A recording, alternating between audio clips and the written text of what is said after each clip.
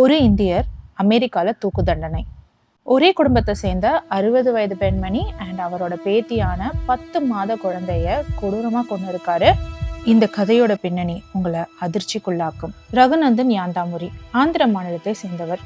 அமெரிக்கால சாஃப்ட்வேர் இன்ஜினியரா வேலை பார்த்துட்டு இருந்தாரு. ஹையர் ஸ்டடீஸ்க்காக போனவர் அங்கேயே செட்டில் ஆயிட்டாரு. அதுக்கப்புறம் அவருக்கு திருமணம் முடிந்து ஒரு மனைவியும் இருந்தாங்க. ஆனா சூதாட்ட பழக்கம் மனுஷனா இருந்த இவரை மிருகமா மாத்திடுச்சு. என்ன நடந்ததுன்னு விரிவா பார்க்கலாம் வாங்க.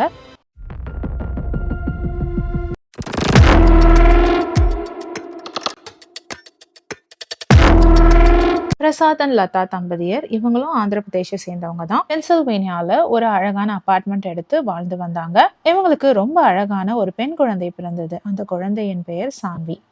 பிரசாத் லதா 2 பேரும் வேலை பார்க்கறதுனால குழந்தைய பாத்துக்கிறதுக்காக சான்வியோடைய பாட்டி தாத்தாவை ஆந்திரால இருந்து வரவழைக்கிறாங்க. தன்னுடைய பேர குழந்தைய பார்க்க போற சந்தோஷத்திலேயே இவங்க 2 பேரும் அங்க போறாங்க. சத்யவதி வேணா பிரசாத்தோட அம்மா, அவங்க வந்த நாள்ல இருந்தே குழந்தைய பத்திரமா பாத்துக்கிட்டாங்க.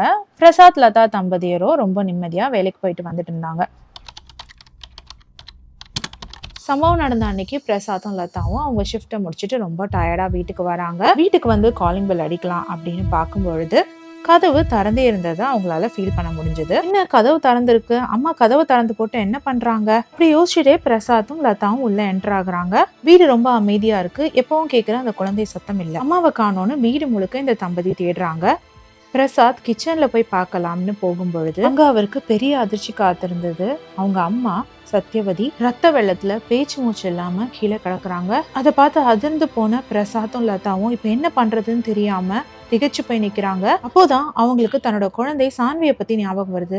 சான்வியை காணுமே, சான்வி எங்கன்னு தேடு அப்படின்னு குழந்தையோட பெட்ரூம் ஓடி போய் பாக்குறாங்க. குழந்தாங்க இல்ல. அதிர்ச்சி மேல அதிர்ச்சி. தன்னோட அம்மாவை பறி கொடுத்துட்டு இப்ப குழந்தையும் காணும்னு தேடிட்டு இருக்காங்க. பிரசாத் கொஞ்சமும் தாமதிக்காம போலீஸ்க்கு கால் பண்றாரு. பண்ணி முடிச்சு திரும்பி பார்த்தா அங்க அவங்க வீடு டைனிங் டேபிள்ல ஒரு லெட்டரை பாக்குறாரு. அந்த லெட்டரை படிச்ச அவர் ஏன் தான் நம்ம போலீஸ்க்கு போன் பண்ணுமோன்னு கதறி அழறாரு. அந்த லெட்டர்ல இருந்த விஷயம் என்னன்னா, சிவா, உன்னுடைய குழந்தைய நாங்க கடத்தி வச்சிருக்கோம். இந்த விஷயத்த பத்தி நீ போலீஸ்க்கோ இல்ல வேற யாருக்கிட்டயோ சொன்னா உன் குழந்தைய பீஸா வெட்டி உன்னோட அபார்ட்மெண்ட்லயே தூக்கி போட்டுருவோம். நாங்க மானிட்டர் பண்ணிட்டே தான் இருக்கோம். உன் கால்ஸும் இமெயில்ஸ் எல்லாத்தையுமே நாங்க ட்ரேஸ் பண்ணிட்டு இருக்கோம். உன் குழந்தை உயிரோட வேணும்னா $50,000 எடுத்துட்டு உன்னோட வைஃப் லதா கார் பார்க்கிங் வரணும்.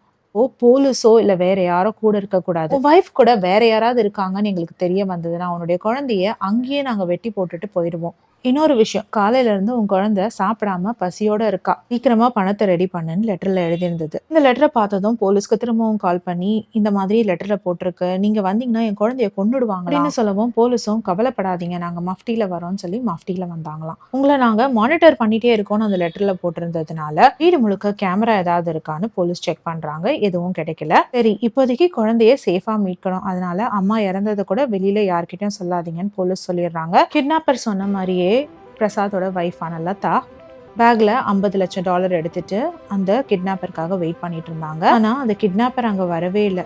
ஒருவேளை போலீஸ்க்கு நம்ம சொன்னது அந்த கிட்னாப்பருக்கு தெரிஞ்சு போச்சோ, அதனாலதான் வரலையோன்னு பிரசாத் அண்ட் லதா தம்பதியினர் பயந்தாங்க. போலீஸ் அதெல்லாம் இல்ல, உங்க குழந்தைய சேஃபா மீட்டர்லாம் வாங்கன்னு தைரியம் சொல்லி கூட்டிட்டு போறாங்க. அன்னைக்கு நாள் முடிஞ்சிருச்சு. குழந்தை சான்வி கிடைக்கவே இல்லை. குழந்தை சாப்பாடு இல்லாம என்ன பண்ணுதுன்னு அம்மா அப்பா ரொம்ப கவலைப்படுறாங்க. இதுக்கு மேல அமைதியா இருக்க கூடாதுன்னு போலீஸ் இன்வெஸ்டிகேஷன் ஆரம்பிக்கிறாங்க. வீட்டுல இருக்கிற எல்லா தடயங்களையும் கலெக்ட் பண்றாங்க. இறந்து போன சத்யவதி அம்மாவுடைய சேலையில இருந்து ஒரு முடி கிடைக்குது. எல்லா ஃபிங்கர் பிரிண்ட்ஸையும் கலெக்ட் பண்றாங்க. இந்த அபார்ட்மெண்ட்ல பர்டிகுலரா அந்த ஃப்ளோர்ல இருக்கிற எல்லாருடைய டிஎன்ஏ அண்ட் ஃபிங்கர் பிரிண்ட்ஸையும் கலெக்ட் பண்றாங்க. டிஎன்ஏ எது கலெக்ட் பண்றாங்கன்னா, அந்த முடியோட யாரோட டிஎன்ஏ மேட்ச் ஆகுதுன்னு பாக்குறதுக்காக. ஏன் அபார்ட்மெண்ட் மக்களை மட்டும் செக் பண்றாங்கன்னு பார்த்தா அதுக்கு காரணம் அந்த லெட்டர். அந்த லெட்டர்ல பிரசாத்தோட பேரை சிவான்னு குறிப்பிட்டிருந்தாங்க. விஷயம் போலீஸ்க்கு சந்தேகத்தை உண்டு பண்ணுச்சு. உங்க பேர் பிரசாத் தானே, ஏன் சிவான்னு கூப்பிடுறாங்கன்னு கேட்டதுக்கு பிரசாத் சொல்லியிருக்காரு, எனக்கு இன்னொரு பேரும் இருக்கு சிவான்னு சொல்லிட்டு, என்னுடைய க்ளோஸ் ஃப்ரெண்ட்ஸ்லாம் அந்த நேம் வச்சுதான் கூப்பிடுவாங்கன்னு சொல்லியிருக்காரு. இந்த ஒரு விஷயம் போலீஸ்க்கு பெரிய ஆதாரமா அமைஞ்சிருக்கு. அப்போ கண்டிப்பா இந்த வேலையை உங்களுக்கு ரொம்ப க்ளோஸா இருக்கிற நெருங்கிய நண்பர்கள் தான் செஞ்சிருப்பாங்க. அதாவது உங்க பெட் நேம் தெரிஞ்ச ரொம்ப க்ளோஸ் ஆனவங்க தான் செஞ்சிருக்காங்கன்னு போலீஸ் ஒரு முடிவுக்கு வராங்க. இதனாலதான் அந்த அபார்ட்மெண்ட்ல இருக்க எல்லாருடைய ஃபிங்கர் பிரிண்ட் டெஸ்டும் பண்றாங்க. கிடைச்சது ஆணோட முடிங்கிறதுனால அபார்ட்மெண்ட்ல இருக்க எல்லா ஆண்களோட டிஎன்ஏ டெஸ்டும் எடுக்கிறாங்க. அப்போதான் ஒரு அனானிமஸ் கால் வருது. அந்த கால் எடுத்து பேசும்பொழுது தெரியுது அந்த அபார்ட்மெண்ட்டோட ஜிம் கோச் தான் பேசுவாரு. சார் எங்க ஜிம்ல ஒரு ப்ளூ பேக் இருக்கு. யாருமே அந்த பேக்க எடுத்துட்டு போல. ரொம்ப நேரமா இங்க தான் இருக்கு. கொஞ்சம் வந்து செக் பண்றீங்களா? எனக்கு சந்தேகமா இருக்கு அப்படின்னு சொல்றாரு. போலீஸ் கொஞ்சமும் தாமதிக்காம ஜிம் இருக்கிற இடத்த நோக்கி ஓடுறாங்க. அங்க ஜிம் கோச் சொன்ன மாதிரியே ஒரு ப்ளூ பேக் இருந்தது. அத ஓப்பன் பண்ணும் பொழுது மேலாக சோப்பு, சீப்பு, டவல் எல்லாம் இருந்தது. இதெல்லாம் எடுக்கவும் துர்நாற்றம் அடிக்க ஆரம்பிக்குது. அதெல்லாம் ஓப்பன் பண்ணி பார்த்த போலீஸ்க்கு பயங்கர அதிர்ச்சி. அது உள்ள ஒரு குழந்தையின் இறந்து போன உடல் இருந்தது. அதே 10 மாத குழந்தை. பிரசாத், லதா தம்பதியருக்கு இதை பத்தின இன்ஃபர்மேஷன் தெரிஞ்சதும் அவங்களும் ஜிம்முக்கு ஓடி வந்து பாக்குறாங்க. அது நம்ம குழந்தையா இருக்கக்கூடாதுன்னு நினைச்சிட்டே வராங்க. ஆனா அந்த பேக்ல இருந்தது சான்வி, அவங்களுடைய 10 மாத குழந்தை. விஷயத்தை ஏத்துக்கவே முடியாம பேரண்ட்ஸ் 2 பேரும் கதறி அழுறாங்க. இது வரைக்கும் இதை யாரு செஞ்சாங்கன்னே தெரியாம முழிச்சிட்டு இருந்த போலீஸ்க்கு இப்போ ஒரு ஆதாரம் கிடைச்சிருக்கு. அதுதான் அந்த ப்ளூ பேக். இப்போ போலீஸ் சிசிடிவி ஃபுட்டேஜ்லாம் செக் பண்றாங்க. அந்த நாள், அதாவது அக்டோபர் 22ஆம் தேதி யாரு ப்ளூ பேக் எடுத்துட்டு இந்த அபார்ட்மெண்ட்ல இருந்து வெளியே போனா அப்படின்னு பார்க்கும்பொழுது ஒரு மனிதர் கையில ப்ளூ பேக்கோட அபார்ட்மெண்ட்ல இருந்து வெளியில போறது அவங்களுக்கு தெரிய வருது. இந்த நபர் யாருன்னு லதா அண்ட் பிரசாத் தம்பதிக்கு போட்டோ காமிச்சு கேக்குறாங்க. அவங்க கொஞ்சமும் தாமதிக்காம இது எங்களோட நெய்பர் ரகுநந்தன் அப்படின்னு சொல்றாங்க. இப்போ போலீஸ்க்கு குற்றவாளி யாருன்னு நல்லாவே தெரிஞ்சிருச்சு. இனிஷியலா ரகுநந்தனை கஸ்டடியில எடுத்து விசாரிக்கும் பொழுது நான் எதுவுமே பண்ணல அப்படிங்கிற மாதிரி தான் சொன்னாரு. அதுக்கு பிறகு சிசிடிவி ஃபுட்டேஜ்லாம் காமிச்சு நீ மாட்டிக்கிட்ட அப்படின்னு சொன்ன பிறகு அவர் உண்மையை ஒத்துக்க ஆரம்பிச்சாரு. என்னுடைய இன்டென்ஷன் குழந்தைய கொல்லணுன்றது கிடையாது. சூதாட்டத்துல அதிகமான பணத்தை இழந்தேன். என்னை சுத்தி ஏகப்பட்ட கடன் ஆயிடுச்சு. இந்த விஷயம் என் மனைவிக்கு கூட தெரியாது. என்ன செய்யறது அப்படின்னு தெரியாம இருந்தப்போதான் எனக்கு பிரசாத்துடைய வீட்டு ஃபங்க்ஷனுக்கு அழைப்பு வந்துச்சு. அந்த ஃபங்க்ஷனுக்கு நான் போகும் பொழுது ஒரு விஷயத்த கவனிச்சேன். பிரசாத்துடைய அம்மா ஏகப்பட்ட நகை போட்டிருந்தாங்க. குழந்தை கழுத்துலயும் ஒரு காஸ்ட்லியான நெக்லஸ் இருந்தது. இதை பத்தி கேட்டப்போ சத்யவதி தான் தன்னோட பேத்திக்காக அந்த நகையை செஞ்சு போட்டதா சொன்னாங்க. அந்த பார்ட்டியும் ரொம்ப ஆடம்பரமா நடந்தது. அவங்க வீட்டுல நிறைய பணமும் தங்கமும் இருக்கிறது எனக்கு தெரிய வந்தது. எனக்கு இவ்வளோ கடன் பிரச்சனை இருக்கே, இவங்க கிட்ட இருந்து பணத்தை வாங்கி நம்மளோட கடனை அடைச்சிட்டா நம்ம பண பிரச்சனையில இருந்து வெளியில வந்துடலாமே நினைச்சேன். அதுக்காக குழந்தைய கிட்னாப் பண்ண ட்ரை பண்ண. அதோட ஸ்கெடியூல் எனக்கு ரொம்ப நல்லாவே தெரியும். அவங்க எப்போ வெளியில போவாங்க, எப்போ ஆஃபீஸ் முடிஞ்சு திரும்பி வருவாங்க, எல்லாமே எனக்கு தெரியும். இதை நான் எனக்கு சாதகமாக பயன்படுத்திக்கிட்டேன். ஏற்கனவே பார்ட்டியில் அவங்க அம்மாவை பார்த்து நான் பேசியிருந்ததுனால அவங்க அம்மாவும் என்னை ரொம்ப நம்பி வீட்டுக்குள்ளே வரவிட்டாங்க. இருப்பா டீ போட்டுட்டு வரேன்னு அவங்க உள்ளே போனாங்க. அந்த நேரத்தில் அவங்கள நான் பின்தொடர்ந்து போய் வசந்த நேரமாக அவங்கள கத்தியால் குத்திட்டு அந்த சான்வியை தூக்கிட்டு ஓடி வெளியில் வந்தேன். குழந்தை தொடர்ந்து அழுதுகிட்டே இருந்தா.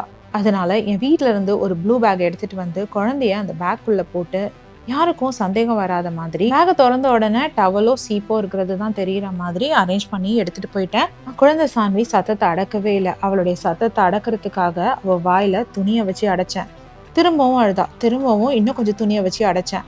பக்கத்தில் ஒரு ரெஸ்டாரண்ட் போய் என்ன செய்யறதுன்னு தெரியாமல் உட்காந்துருந்தேன். அப்போ தான் ரியலைஸ் பண்ணேன் அந்த பேக்ல இருந்து சத்தமே வரலன்னு சொல்லிட்டு. என்ன சத்தம் வரல, குழந்தை எப்படி இருக்கான்னு சொல்லிட்டு பேக்கை ஓப்பன் பண்ணி பார்த்தா குழந்தை பேச்சு மூச்சு இல்லாமல் இருந்தா. அப்போதான் குழந்தை இறந்துட்டான்ற விஷயமே எனக்கே தெரிஞ்சிச்சு. அதனாலதான் அன்னைக்கு சொன்னபடி என்னால கார் பார்க்கிங் வர முடியல. அன்னைக்கு நைட்டு என்ன பண்றதுன்னு தெரியாம பேக் எடுத்துட்டு என் வீட்டுக்கு போனேன். என் பெட்டுக்கு அடியிலேயே பேக்கை வச்சுட்டு என்ன பண்றதுன்னு ராத்திரியெல்லாம் யோசிச்சேன். காலையில எழுந்து ஜிம்முக்கு போற மாதிரி போய் அங்க அந்த ப்ளூ பேக்கை வச்சுட்டு வந்துடலான்னு முடிவு பண்ணேன். அதை நான் எக்ஸிக்யூட்டும் பண்ணேன். காலையில ஜிம்முக்கு கிளம்பி போய் ஒர்க் அவுட் பண்ற மாதிரி நடிச்சுட்டு இந்த ப்ளூ பேக்கை பெஞ்சு கடியில் வச்சுட்டேன். ஆனால் சிசிடிவி இருந்ததை நான் கவனிக்கலை.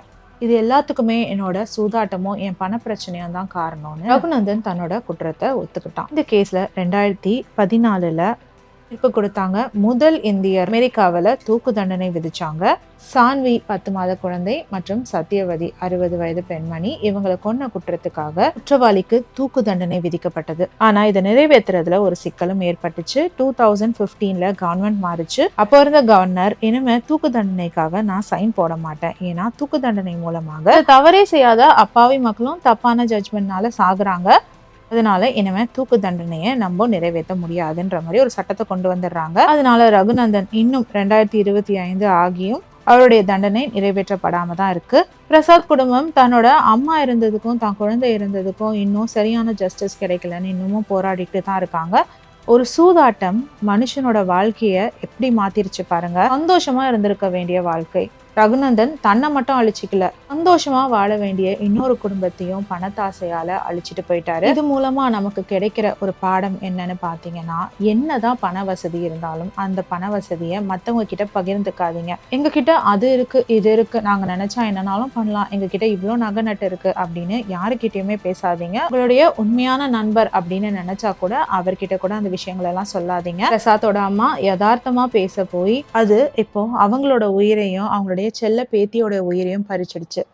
சான்வி இப்போ உயிரோட இருந்தா 13 வயசு பெண்மணியா இருப்பாங்க. இந்த மாதிரியான உண்மை கதைகளை ஈஸியா புரிஞ்சுக்கிற மாதிரி தெரியணுமா, எங்க சேனலை சப்ஸ்கிரைப் பண்ணிக்கோங்க. மீண்டும் ஒரு வீடியோல உங்களை நான் திரும்பவும் மீட் பண்றேன். Until then, it's bye from Jamima.